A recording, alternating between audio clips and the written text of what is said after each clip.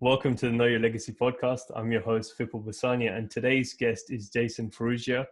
Jay is a world-renowned strength and conditioning coach who's trained some of the top athletes in the world from the NCAA, NFL, NHL, and MLB. He's also owns a number of businesses outside of fitness and is the host of the Renegade Radio Podcast. His work has been featured on Men's Health, Huffington Post, ESPN, just to name a few. So, Jay, thank you so much for being here to share your wisdom. Thank you. Appreciate it. No problem at all. So first thing I wanted to actually ask you was, what does it mean to be a renegade? To just cut your own path, to kind of defy the status quo and live life on your own terms. And I was always rebellious from the time I was a kid, like my mom was like a hippie in the 60s and marching with Dr. King and all that kind of stuff. So I kind of, from the time I was young, now when I was young, I was always insecure and shy and whatnot, but I still always hated what everyone else was doing. So if I saw so many people doing certain things, I was like, man, I got to go the opposite direction. Yeah.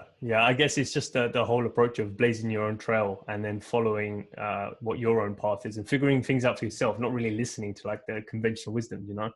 So, it's funny. I love that you asked that because no one's ever asked me that. It's crazy. Do you know what the crazy thing is some of the basic questions that people just miss. They want to get into the details of like, how did you set this up? Or what did you do here? Or tell me more about like nutrition. And it's just like, let's take it back because the listeners probably don't even know what that is. Let's start from the base, So, and that's what that's how you branded yourself, your coffee, some of your other businesses, fitness, health, your podcast. So like, it's like, what is a renegade? So I'm glad that we actually covered that because now people understand and it lays the foundation. Because I listened to some of your episodes and that's what drew me to you. Because your first episode, this was what it was. I listened to the first episode that you did back in 2014, and there was no intro, just raw. And I was like, I like this guy. This is exactly how I started. Just take action, Yeah. So one thing interesting you actually mentioned was your mom was marching with Dr. King. So like, do you think that shaped your upbringing? Because there's not that many people that actually go through that. I didn't know that. Yeah, totally. So all throughout my childhood, again, I just kind of had that rebellious nature and kind of always, I always kind of always defended the underdog. And when I saw things that I didn't think were fair or unjust or evil in the world or whatnot, like it always hurt me. And always concerned me, like from the time I was 7 or whatever, which was unusual. Usually kids don't care about those type of things, So I was always kind of into that, and I've always just been passionate about certain causes, and I think that's important to have a bigger picture. Like if you're just every day, if your only goal is to get up and make money, or to be, smarter, or to be more jacked, or to be a better athlete, like your life's going to be kind of empty. So if you have a bigger picture of helping people and certain things that you see wrong with the world that maybe you want to fix, maybe you can contribute in some small way. And the kind of razor's edge there, the line you walk is to be careful because you can let that cause you a lot of stress and anxiety and like sadness, where if you're like, well, I want to be like Dr. King and make that much of an impact, it's a little bit delusional for some people, like, honestly, most of us are never going to be remembered like that and have that kind of impact.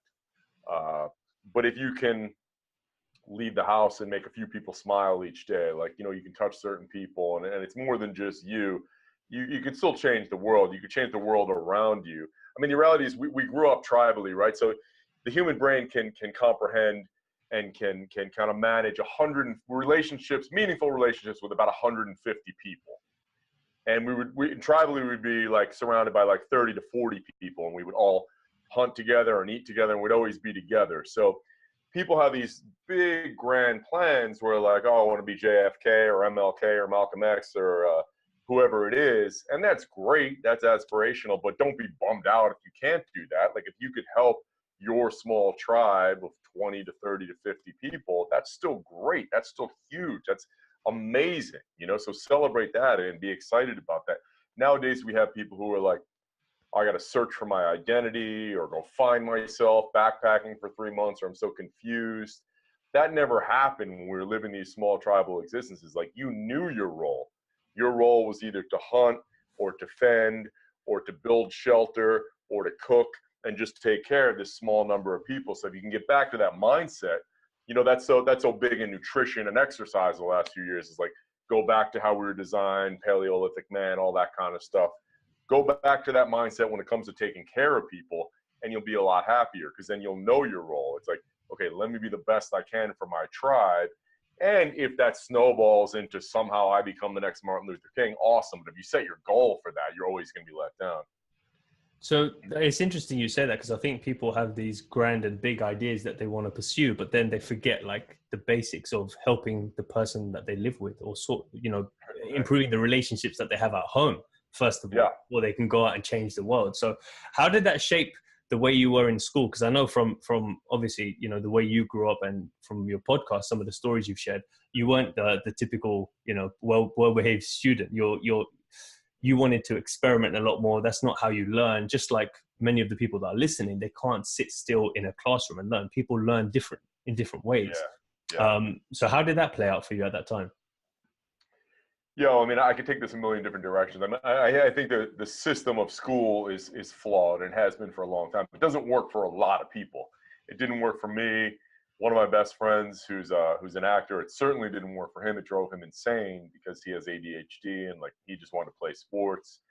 And so you tell kids, oh, just relax, pay attention. You kind of squash their natural curiosity and their energy and their dreams. Like, oh, just sit here and pay attention to what this person is saying and don't question it. Like, that's just not the right approach for a lot of people. And it wasn't for me. I would either sleep during class, or I would cut class, and I would just go get in trouble and do stupid things. So, you know, school for me, I didn't get half as much out of it as a lot of people did, but I'm sure probably a lot of people listening can relate to that. I was just always in trouble, always rebellious, always getting crappy grades. And I think hindsight's always 20/20, right? Like, now probably some of us wish we could go back and be like, oh, I would get more out of school, I'd be better with the other kids. But it is what it is. You know, it shapes you, and you learn. I don't think I really, not even in college, like, I was terrible in college too. I don't think I really started to learn stuff until I got out of school, and I actually picked up a book for the first time that I bought and that I wanted to read. And then that became an obsession. Like, I've read hundreds and hundreds of books since then, and attended countless workshops and seminars, and invested in myself. But I think, there's newer charter schools popping up all the time, and there's people kind of reinventing things nowadays where you're able to choose how and what you want to learn. I think that's great. And I hope that outdated model kind of goes away at some point soon. Yeah. I mean, what you were saying about, you know, the way that you approached school and how you felt, I think it's important for people to realize that your fitness business, you didn't actually know what you were doing, at least from what I understand, like when you first started. So can you just touch on that, you know, coming out of school, going into fitness, and then learning along the way? Yeah, so while I was in school, I switched my major over to exercise science, and then I started interning in the weight room at school. And then I got a bunch of certifications in my off time, like in between semesters and whatnot. And then I started training people. But I'd never read a business book. I didn't know anything about business. And to be honest, and to be fair, like, I didn't know anywhere near as much about training as I probably should have before I started training people. But you figure it out as you go, and you get better. And I was constantly, for the first 10 years, I reinvested every dime I made back into the business. So always buying new books, and back in those days, VHS courses and seminars and certs and new stuff. So for the first year, I saved up enough money to rent my own space.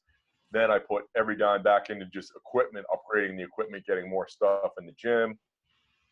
And I was able to build up a really successful business knowing very little about business. I was good with people. I created a fun environment, and I made it their third place, like they talk about in the Starbucks experience. So you have home, work, and your third place. I made it the third place. And what we were doing was really unique at the time. Now, today it's not unique, but there's always a way to create something that's special and unique. So what we were doing at the time was, it was literally an underground gym, because it was in a basement. Now underground warehouse gyms are cool, but we were kind of brand new, and there was nothing like that. You could either go to a fancy public gym, like to a Gold's or World Gym or something, or you came to us. We were underground. We were doing sleds, sledgehammers, sandbags, tires, all this stuff way before it was cool. We were playing, old school NWA and Ice Cube and stuff like that. and Public Enemy and music and the environment and the rules we had, and we would kick people out if they weren't holding the standard. And so it just created something so special and unique. And I wish I could even go back, because as successful as I was at the beginning, if I'd read a few really key business books and figured that out, things would have been even better. I would have not had so much stress and anxiety, and I would have grown a lot faster.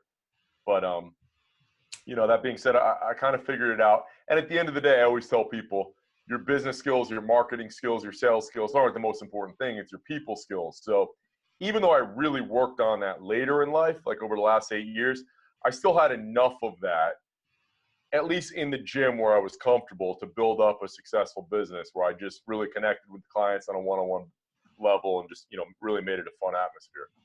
What would you have done differently if you were to go back?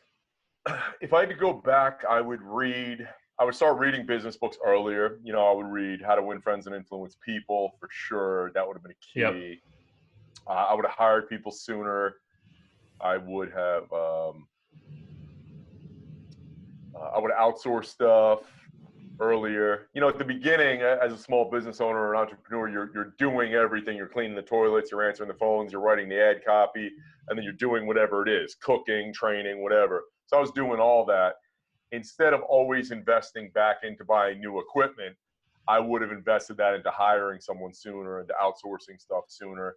And even though every quarter, or probably even more than that, I was going to a new training seminar, I would have spruced a business seminar in there more often, you know, and marketing, and learn that earlier than I did, because that would have really accelerated the growth faster.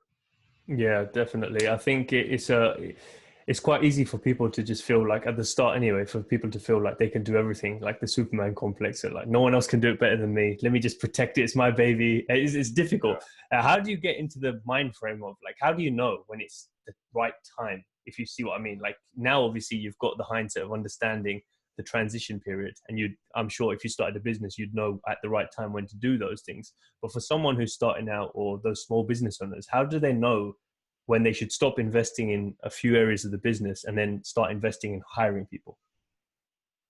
Yeah, it's hard to know for sure. Like, you know, there's a magical fairy is never going to tell you. Like, you just have to trust your intuition. And it's when things get painful, then it's like, okay, this was great. I'm cruising along.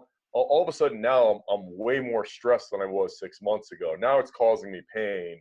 I got to figure this out. But most of us, just like you said, we just plow through that. Oh, I'm going to be a tough guy. No one can do it better than I can. So let me just keep doing. And instead of working 12 hours a day, I'll work 14, then I'll work 16, then I'll work 18, and I'll skip my lunch break, and I'll work 6 hours on Saturday. Oh, now it's 12 hours on Saturday. And so you do that continually. I think once you start to sense that, oh, this isn't as much fun, this isn't as stress-free as it used to be, then you got to start hiring people. You got to start making changes.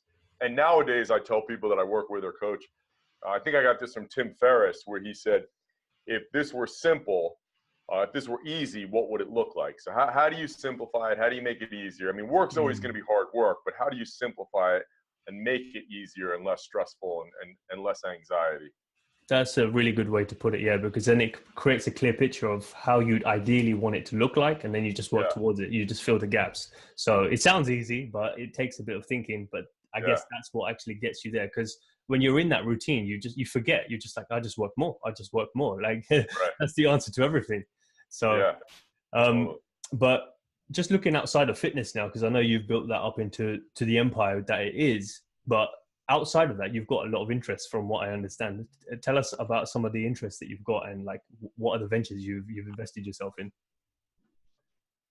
Well, I mean, specifically, I started first and foremost, hip hop is like huge, man. So I've listened to hip hop every single day since 1984.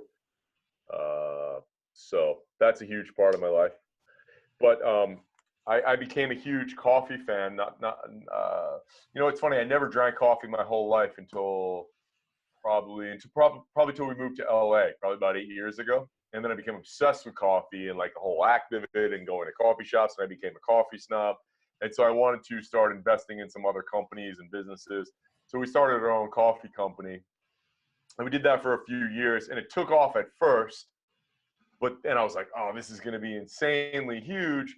And then it just leveled out. So it took off because of my following. It got to a level where I was like, okay, now it's going to take a lot of resources, a lot of time and energy to grow this. And so I let it just kind of cruise where it was for a while. And as the podcast was going up and I was making more and more money from advertising, coffee companies that reached out to me, it got to the point where I could just do an ad read for a coffee company a couple times a month and make what I was making on my own coffee. And I was like, well, should I be selfish and stupid about it? I mean, this is super easy. And so many times throughout my career, I had just done stuff on my own. But then you kind of have this awareness as you get older and you see things differently, that I think that's not the smartest approach. So if you look at a guy like The Rock or like Robert Irvine or so many successful people, they're not going to start their own clothing line or their own sneaker line or their own protein bar. They partner with a company that's already existing and doing that well. So you kind of are licensing your name. So, and it's just not such a lonely existence, like being out there on an island doing every single thing yourself. So I've kind of embraced that recently. So we quietly just phased the coffee company out after a few years and aligned with some other coffee companies. And so I'm doing that more and more with different apparel companies and supplement companies, and phasing out the idea of doing it all on my own. Like there's only a certain amount of things you can do. And that's why I always recommend people read The One Thing and Essentialism and the 80-20 principle. Really get focused on doing one thing really well, and then maybe a couple things that really fall tightly under that umbrella. I mean, you look at certain people who seem to do a bunch of things, but remember, they're the outliers. You don't know how much stress is in their life. You don't know how much money they have, a lot, and their team. And that can be very alluring for a lot of people. I want that huge empire. I want this huge team. But I've talked to so many people who have worked their way up from 3 employees to 15, and from a 1,000 square foot place to a 15,000 square foot place. And they're like, oh my God, this is the worst thing ever. I didn't want this. I got to scale back down again. So you got to be clear on what you want too. And sometimes you don't know. Sometimes you have to go through that and be like, this isn't what I wanted. It's super cool. I admire that guy's doing it, but this isn't for me.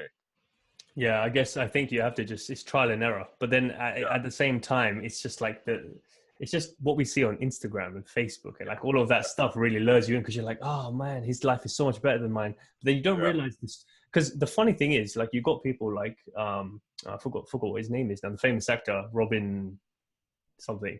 Well, I forgot what his name is now. I think he committed suicide. Robin Williams. That's the one. Yeah, Robin Williams. Yeah. So you see people like him, super, super successful, and then you hear something like that, and you think, why? Like, how does that happen? And a few people that I've had conversations with, they say like, oh, he had all the money in the world and the fame. Like, how can that possibly lead to that? And what I've realized is, by hearing more and more of these stories, is people have different problems on every level. They may not have the same problem as you, but when they reach that level, there's a different set of issues that you won't know until you get there. And so you think that's been the case with you, right, as you've transitioned through your journey with some of the stuff that you're facing now? Well, I think when you look at Robin Williams, or you look at Kate Spade or Anthony Bourdain, I think people confuse achievement with fulfillment. So we assume that someone's achieved all this, they must have no problems. But it doesn't mean that they've achieved all these things. Just because they've achieved all these things, that they're fulfilled and that they're happy, So I think that's a huge misconception. And when you're chasing those achievements instead of what really matters and what really fulfills you, you will be bummed out, and you will probably have a lot of, kind of repressed emotions and problems and whatnot. And I definitely had the same thing, when I was coming up and I was measuring my success in the amount of clients or how much money I was making or how much bigger and stronger I got. I was never really happy the way I am now, where it's not so much that I'm counting and tracking all those things. It's other things like, how am I living? How are the people around me, doing? Am I taking care of people? How do I make other people feel? That kind of stuff, makes me a lot happier. And I think that's a universal principle. It will for anyone. If you just focus on yourself, you're never going to be that happy. Yeah, that was the theme of Thrive, as I was telling you just off air, where we went to, and the whole theme there was people starting businesses that are not for profit but for purpose. So the mission of your company actually means something, that there's a reason for you to get out of bed. It's not just like this online marketing of you selling like the next hot product on Amazon. It's like you're doing something that's genuinely going to make the world a better place in some shape or form. And I guess, as you said correctly, that there's a difference between achievement and fulfillment. I've never heard it that way. So I appreciate you sharing that. So, and I totally love that, what they were saying at Thrive. And I agree with that. I think that's a great thing if you can do that. But just as a caveat, just so people don't get bummed out, if you can't do that, that's okay too. Like, your platform and your purpose aren't always going to be the same thing. You know, your business doesn't have to necessarily change the world. If your thing is you want to save dogs because thousands of dogs get put down every month in shelters, you don't necessarily have to create a business around that. Maybe you're an accountant, you're really good at it, you make a ton of money, and every year you donate 50 grand, and your goal is you spend 6 hours a week walking the dogs, you try to get them adopted, and then your 5-year plan is to build a huge ranch somewhere where dogs that don't get adopted to go and live. You know, that's okay too. Because sometimes people get too caught up, like, I got to build this business like Tom's, where 30% of everything we sell goes to this, that, and that's hard to do too. So if you can't do that, at least have that focus of going, I'm going to do my thing. It's not my purpose, but I'm good at it. I make money. I make people feel good. I'm solving a problem. And then I'm going to do my passion on the side here and help dogs, help the ocean, whatever it is. Yeah, no, exactly. You just start with where you are and what you've got. Yeah. Like, even if it's $10 or £5 or whatever it might be, like that still makes you feel fulfilled. You know, you have to just level it off to where you are in your journey. So, but yeah, in terms of your podcast, I know you only started a few years ago, and obviously you've got some great guests on there, a variety of different backgrounds and stuff. Who have you found most interesting so far? That's a hard question because I can't offend anybody. So I don't know. I mean, there's been so many great guests. I would say, you know, within the last year, some really interesting surprise guests would be maybe like Steve Sims. I thought was great. He owns Blue Fishing. I believe his book is called Blue Fishing. Man, so many people. It's hard to narrow it down. Steve's coming to mind off the top of my head. Yeah. I guess because I get that question a lot, and I just think everyone's interesting in their own way. Yeah, but if there's a few conversations that stand out to you, then it'd be good to know. But I mean, Steve spoke at Thrive actually as well. Like, it's crazy the stuff that he's able to set up for people. So it's amazing. But yeah, I mean, so looking at where your podcast is now going, obviously you've got great guests every single week. What do you find has been the most difficult thing in terms of, because you're similar to me in the sense that you don't have set questions. So like, there are some people that want to set up their own podcast or broadcast their message. What have you found that's been the most difficult thing that you'd advise other people to stay away from or to do from the outset if they're setting up their own? You know, it's hard. It's increasingly difficult now for people who are just starting, if you don't have a following and people don't know who you are, to get some of the guests that you're going to want, because now people are getting asked to be on shows all the time. So if I were starting out now and I had no following, I was just starting out online, I personally don't even know if I would have many guests. What I would do is just treat it like I treated blogging back in 2001, to just put your content out that way. And what I would do is, you know, title it in the way you would title a blog post, like Huffington Post does or something like that. So it's kind of SEO, it's kind of curiosity, and keep them short. I might do 5 days a week, because when I've had my most successful years in business, like, for example, when I had less going on and I was just really focused and I could get as much done and make as much money working 2 hours a day, all I would do is get up every day, write a really good post and send it to my email list. And so that's what I would do if I was starting out now. I'd probably do 5 days a week of like a 10 to 20 minute show, blast that out, and maybe every other week have a guest on. As you get further along in the business, then, you know, and as the show grows in the rankings, you might be more likely to get more guests on. And then in the meantime, I would also just get better at becoming a super connector. You know, read Never Eat Alone, read Captivate, read Still the Show, How to Win Friends and Influence People, and just develop your ability to build relationships with people. Make sure you are investing in yourself, always going to events, And that's how you're going to meet people. If there's people that you aspire to have on your show, follow them online, leave comments on their stuff all the time.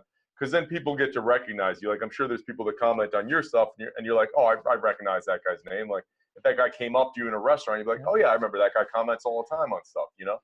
So that's a good thing for anyone to do. Like, if you want to work for somebody or work with somebody or eventually collaborate, like, let them see you all the time. I mean, my friends and colleagues will talk all the time about, like if I talk to Joe DeFranco or Smitty or Chad Waterbury or Zach Evanesh, we'll be like, oh, yeah, I know that guy's been following us for 10 years. A great dude. Yeah. Then you want to refer them to people. You help them out. So I think all those kind of things are important. Yeah, definitely. There's some of the books you mentioned there as well, really, really good, because they do help when it comes to understanding how relationships are actually built. And it's most of the time, it's not about you. It's about how you can help others and how you can connect them to get what they want.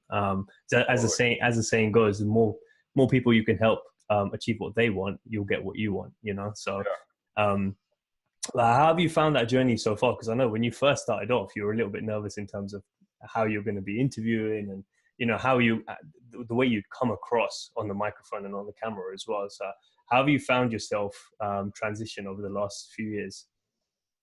It still could always be better. Every time I listen. So the first year I didn't listen because I thought that was going to hold me up and I would judge it too harshly and then I would stop doing it. So I didn't listen. And then I started to listen, which was good. Now I'm always going to be critical. We're always all our harshest critics, especially if you're someone who's driven and wants to be good at something. So now every time I listen, I'm like, I said like too much, or maybe I said too much, or fuck, I shouldn't have said that there. You know, but I think it's good. I do it in a healthy way where it doesn't get me bummed out and depressed. It's just like, okay, let me make a few notes, work on that next time, be more aware of it. And then I really I've worked for the last 7 years or so on my people skills in person. And no matter how hard you try, it's always going to be different when you're on a podcast, because it's not just you and I in a room together or out having coffee. We have to be aware that someone else is listening. So if we go off on tangents, it's my responsibility. And on this one, it's your responsibility to say, bro, like, that's great, but I got to rein you back in because we do have a responsibility to people listening. So sometimes I do cut people off, which I would never do if you and I were having coffee. And I do things that aren't, you know, the best etiquette all the times, but it's like, you know, I'm trying to be respectful to you. I'm trying to be respectful to the audience. I'm trying to be respectful for people who are paying a lot of money to advertise on this show. So it's like all this shit's going through your head. You know, it's a lot to manage. So you can always continually get better at it. Yeah, that's why I asked you, because it's interesting when you get to that point. It's very different from when you're having coffee. It's just like it's chill. You know, that you don't have to worry about anything, and the conversation can go on for 2-3 hours in different tangents, which ends up happening whenever I speak to someone. But then when you're live on air, then it becomes more of like, I need to look out for who's actually going to be listening to this. I'm now doing it for a purpose when you have the platform. But I think once you've got the message, your message of why you're actually doing the podcast, and the conversation is around a certain topic, I think it becomes easier for people to then just go out and do it without worrying too much about what am I going to talk about next? You know, what's the point of this? Because you've already established what you want to talk about, or at least the direction, and what your message is. And so that will stay consistent through every episode you have, regardless of where the guests come from. I don't know if you agree with that. Yeah, no, I definitely agree. Yeah. I mean, I think that's just a great principle with anything you do in business, you know, is if you have a clear picture of what you want to do, where you want to take it. Yeah, definitely. One thing I was going to ask you actually is, having a renegade mindset or minority mindset or whatever you want to call it, does it become difficult when you speak to people or you come across people who you know aren't on that level? Like, not in an egotistical way, but I mean, like, you know that your level of you just know that your level of consciousness is like one stage, or with some people a few stages above. You're just like, I can't engage with you, bro. Like, I can't laugh at this funny video. It's just not funny to me anymore. Maybe 5 years ago it would have been. The reason I'm asking you is because I experienced this like literally a few days ago, and I was like, bro, I can't laugh at this. It's not funny to me anymore. Yeah. No, I feel you 100%. I'm in those scenarios and situations a lot, and I just try to be, you know, be cool, be nice about it, but remove myself from that. I've become more selfish recently as you get older. And I think you have to, if I could go back earlier, I would have done that sooner. Like there's a really good book called No More Mr. Nice Guy. And a lot of guys need to kill their inner nice guy and be more selfish. I mean, it's cliche, but you put your mask on first when the plane is going down. You take care of yourself. We have limited time in this earth. So if I'm at an event or a big party and someone comes up and they want to talk to me, I want to give them my time. But if they're super down, if they're complaining, if they're just not on the same wavelength, if I'm not jiving with them, I'm like, I don't really owe you 20 minutes. I only have a limited amount of time on this earth. Some of my closest friends are over there. 2 guys that I really want to meet are over there. So I'm going to be like, after 2-3 minutes, bro, it's great meeting you. I appreciate it. Good luck with everything. And I got to move on. So and all across the board, I've become more selfish and more protective of my time like that. And I think that's something that everyone should do. Yeah, no, for sure. I think it's also something that you realize over time. Like you can't just wake up one day and be like, my time's important. Like I'm running out of time. Like I think that's a mindset that you just grow with over time. And it brings me into a good segue of one of the other episodes you did, which I really vibe with, which was about the one question, like thinking about what is it that I want the picture to look like right at the very end. And I'm just curious, like for you, what was it that brought you to actually create an episode around that topic in the first place? So now I've done almost 300 episodes and I'm drawing a blank. What was this? It was called one important question you should ask yourself. It was about your funeral, and then you said paint a picture, and then you went into it for like 40 minutes. Oh, okay, yeah. Let's see. I mean, yeah, that's challenging. I don't remember what I said at the time, but I would. So I do this exercise a lot on stage or at events where I talk about that. Like, imagine it's the day of your funeral, and then get really clear on it. Like, if you're going to do it, you would want to close your eyes and picture the day of the week. Where is it at? What's the weather like? Who's there? What's the vibe? What's the mood? Is it happy? Is it sad? Do they have regrets for you? And if you were looking down, what regrets would you have for yourself? And what would you, if people got up to speak about you, what would you want them to say? Who would speak? What would you want them to say? And so if you could write that perfect speech, and that were, God forbid, to happen tomorrow, would your best friend or your brother, whoever it might be, say exactly what you would want them to say if you were living as your ideal self? And if not, then you got some work to do. You got to make some changes immediately. And for me, you talk about that sense of urgency. I think it helps being 44. The older you get, that sense of urgency increases a little bit exponentially. And so if you're not living that way, where you wouldn't be remembered quite exactly the specific way that you'd want, then it's time to make some changes. Look in the mirror. What can you change? Maybe you're chasing money too much and you're not treating people the way you should or the way you think you are. So changes like that are important to make. And it's important to be aware of that. How do you want to be remembered? What would if you could have one line on your tombstone? What would it be? It sounds dark and grim, but I think it's important to think about that every now and then, because we never know when the end could be. You and I could finish this conversation, and I could go out and get hit by a bus like that. You never know.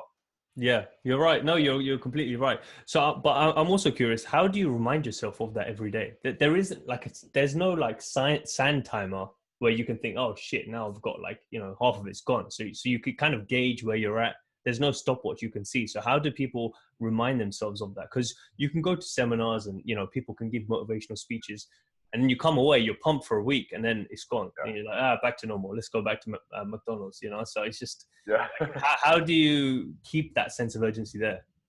I think you just make it a habit, like anything else, like meditating, like brushing your teeth, like going to the gym. At first it's hard and it's uncomfortable, but you do it. So one way is just to journal at the end of every day. What did I learn today? Who did I help today? Did I live the way I wanted to live? There's a lot of questions. I give examples of a lot of different questions, but those are some good ones that you could ask at the end of every day, and you could create your own, and that'll just remind you of it at the end of every day. Maybe make a little note, and just doing something like that until it becomes a habit. And then every morning when you wake up, just write in a gratitude journal 3 things that you're grateful for, and kind of set your intention, and what is something that I want to do today. You could write, one affirmation. I am, like you could write something. So, and it should be something aspirational for you that you're not quite yet. So every morning, maybe you write, I am the most engaging person, or I'm the most charismatic person, or I always make people smile, or I always light up a room. I always make people feel better when I see them. Maybe that's not you now. Maybe you're kind of shy. Maybe you're in your head. Maybe you stare at your phone too much. Maybe you're anxious and always focus on business. Write down an aspirational statement of who you want to become, and then reprogram yourself. And at the end of the night, just real quick, and some people get caught up with their journaling because they make it like this 2-hour thing. Make it a 2-minute thing in the morning and 2 hours at night. Here's what I want to do. Did I live this way? What did I learn? Who did I help? Who helped me? And then it just becomes, then all of a sudden it is at the forefront of your mind all the time. Yeah, no, definitely. I think it's a good way to start off your day and a good way to end your day as well. So if you were to write something now, like that's aspirational, let's say we get off this podcast, you come to the evening and you're ready to get into bed, what would you write? So I always write 3 great things that happened today. That's always what I write. And then I write how I could have made today better. And then I answer a couple of those questions. Like I have a few specific ones for myself that I answer. Mm-hmm. Yeah. And then is that something that you do 7 days a week? It's like a habit every morning and night now. Yeah. Is there any other habits that you've incorporated that you wish you could have done sooner or you should have done sooner? I always make time to read. So first thing in the morning, I always make sure I read for 20 minutes, because most days I will usually end up getting another 30 minutes to 2 hours of reading somewhere, whether it's on the couch at night or a break or out at a coffee shop. But some days are just hectic and there's so much going on and I don't. And I have a little feeling of disappointment, like I let myself down at the end of the night if I don't do that. So I just programmed it in. So I make sure I just get 20 minutes of reading in every day in the morning. That's important for me. The gratitude journal, meditating. Those are really the only things specifically. Mm-hmm. Yeah, this topic comes up with quite a few guests, and I think everyone does something similar in some shape or form. Just to get their thoughts out. One of the other guys I had on the show, he called it brain dumping. So literally releasing all of your thoughts onto paper, so that your mind is clear to just go and execute on whatever it is. You don't have that clutter anymore because you've written it all out and it's out of your mind, ready to start fresh for the day. So I think that's a really good one that I hope people can take away as well. But let me ask you this, because it's quite interesting that you've not branded yourself, but like you go forward with the name of Renegade. How do you go and find a Renegade partner? That's a funny one. Well, I think there is some truth to that opposites attract thing. Like, if I had someone who was just like me, while that sounds appealing on the surface, I think it would be an insane asylum in the house. Too much, Yeah, that's what I mean. Because it's like you want to opposites attract, fine, and you need to have a balance. But at the same time, you want someone like who's similar mindset to some extent, so they understand you. So it's just like there are people listening who are going through issues with relationships and trying to find out how they can balance their ambitious life that they've got with someone who actually understands. So I'm just wondering how you did it, and like, what sort of tips you might have or insights that you've gained so far on your journey. Yeah, so it's a difficult topic. I would say that probably most people listening are on a more advanced journey of personal development than a lot of people in the world. And your natural inclination at the beginning of that, and it could remain that way forever, is to kind of look down upon or judge others who aren't. But over time, as you evolve and you come closer to mastery, you have to realize that people are on their own journey at their own pace, and that's okay. Like when I first was getting into this, you have like almost that elitist mindset. You're like, how could you not be reading more books? And how could you not be going to more seminars and changing and growing faster? And, that's just not the right way to approach it. You got to just let people go on their own. But if you're going to be in a relationship, obviously you have to have some of that mindset. There has to be pretty close. Like if you're someone who's always going out and trying to get better and your partner's on the couch just eating Doritos, like that's not going to work. If you're someone who's super into fitness, I don't think a relationship's going to work if your partner's not. I've seen it so many times over the years, and I've seen people make a mistake at the beginning. If they always eat clean 6 times a day and go to the gym 6 days a week, and they're like, well, at the beginning, I don't want to do that because I'm with this new person and I just want to be free flowing. That's going to backfire in 3 or 4 months when you get back to wanting eating clean all day, and then you're going to be super pissed that they're eating donuts and not going to the gym. So some of your lifestyle has to be in kind of concert with each other. You have to be on the same page with a lot of things. But again, back to that opposites attract thing. Like if I was just with someone who was as intense as I am, it would be too much. It would just feel like over the top. So there's got to be a little bit of a balance there. And sometimes I could get overly excited about things. Like I think everything's amazing. Everything's the best thing ever. Everything's going to work out, which sometimes it's not. I need a little bit of a more realistic viewpoint, you know? Yeah, it's an interesting one because it's different for everyone. But I think the best way, I think it comes back to what you said earlier, is just get clear on who it is you want. You know, the type of lifestyle that you'd want to have, and then you'd naturally find someone who fits in that lifestyle, if you see what I mean. Totally. It's a bit of a painful process, I guess, because you don't want to come from an egotistical place of my lifestyle is the best and you have to follow me. But then it's like, where can I make the compromise, I guess, and where am I not willing to make any compromises? I guess that's what it comes down to, really. Yeah. But it's always a challenge. It's always a learning experience. And I would suggest to anyone to read the 5 Love Languages.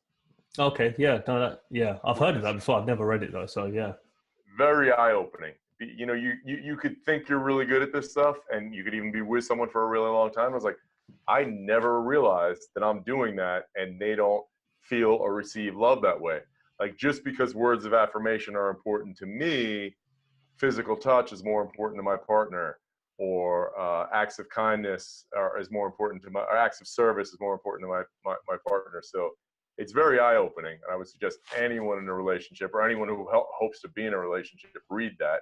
And then once you get in a relationship with that person, read it again, because it's really, really interesting. What would you say your love language is? Like if you've taken the time to figure that out. You know, it's I think it's different for guy friends for me, and that's important to know too. Like how your friends react, how your business people accept and receive love.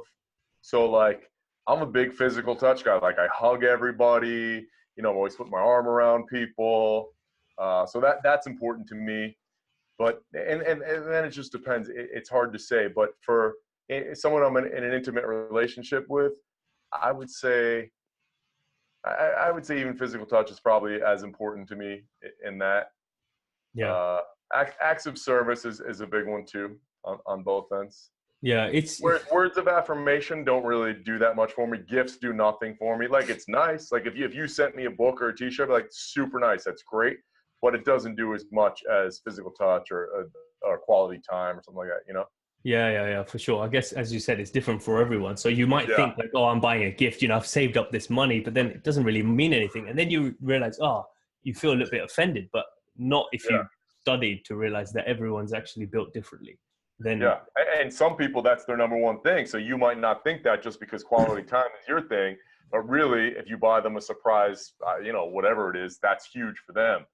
So that could be a game changer. Yeah, no, for sure. So I'm definitely going to link all these in the show notes because I think it's going to be helpful, super helpful for those who haven't dipped into any of those resources. But just to wrap this up, a final few questions that I like to ask everyone. I mean, you've gone on a massive journey since your teenage years.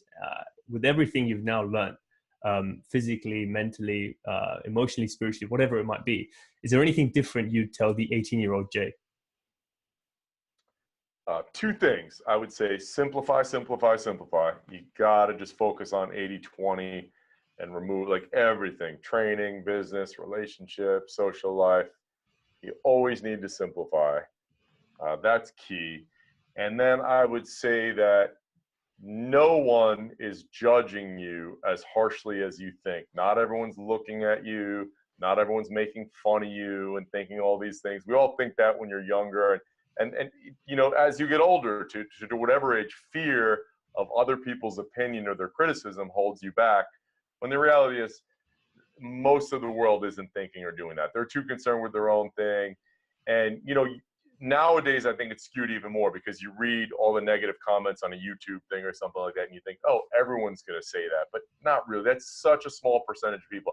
I don't personally know a human being who's left a comment on a YouTube video. Like, they're just too busy doing great things. So I don't think that's true. I think the majority of human beings want you to succeed. So if you get up on stage in front of 1,000 people and you used to be really shy and you pull it off, I'm not going to say, oh, you stuttered on that word, or, oh, you didn't speak loud enough. I'm like, dude, that's so inspiring. And everybody in the audience is thinking the same thing. Maybe one guy's super bitter, but whatever. Most people want you to do well because that inspires us, you know? So those would be the two things. Just get out of your own head and don't worry about other people criticizing you because they're not doing it anywhere near as much as you think. Definitely, I agree with that, because that's one thing that I face as well doing public speaking at Toastmasters. I was in my own head thinking, you know, what's everyone going to think? And, you know, if I'm going to stutter, or exactly the same as you said. But then I got up there and the feedback was great once I sat down. Even though I was silent for a bit, I was lost for words, but I didn't panic. I just played into it and I was like, what am I thinking next? And you just flow with it. And then people think, well, like, this guy's got balls, or whatever they're thinking. They're certainly not thinking, oh, look, he's quite shit, or, you know, we don't want him. They're inspired because they think, now I want to get up and speak if he can do it. So yeah, no, for sure. It's good advice. So the second thing, if there's any statement that you could write on a piece of paper that goes into a time capsule that generations from now would read, what would that statement be? Wow, what an easy question. Oh, if you think that's easy, wait for the next one. The last one. Oh, man.